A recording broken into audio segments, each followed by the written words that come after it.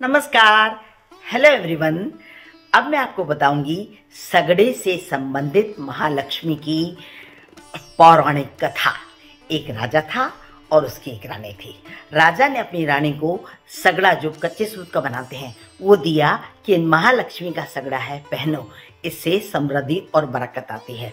महारानी ने क्या किया, घमंड में आकर, मैं इतना सोना चांदी हीरे जवाहरात पहनने वाली ये कच्चा सूत का धागा मैं क्यों बांधूं, उसने घुड़साल में फेंक दिया। और जो उसकी दासी थी उसने देखा, अरे ये तो महालक्ष्मी का सगड़ा है। उसने उसको उठाकर माथे से लगाया और हाथ में पहन लिया।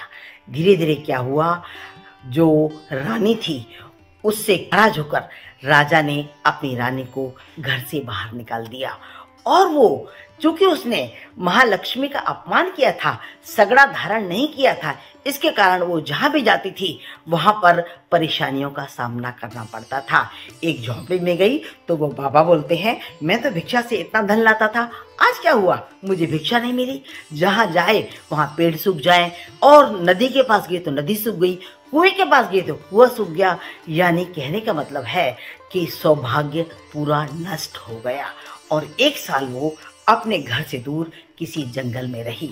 एक साल बाद जब वापस महालक्ष्मी का त्योहार आया तो उसने महालक्ष्मी से भूल भटकाई और वो सगड़े को धारण किया, महालक्ष्मी की उपासना की।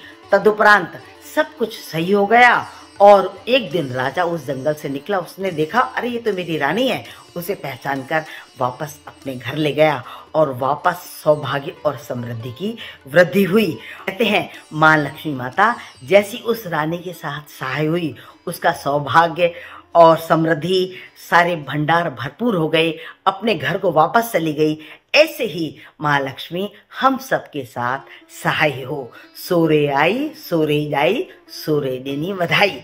महालक्ष्मी माता का ऐसा ही ध्यान करें और महालक्ष्मी माता का पूजन करें, सौभाग्य और समृद्धि में वृद्धि करें। आपका दिन मंगलमय हो।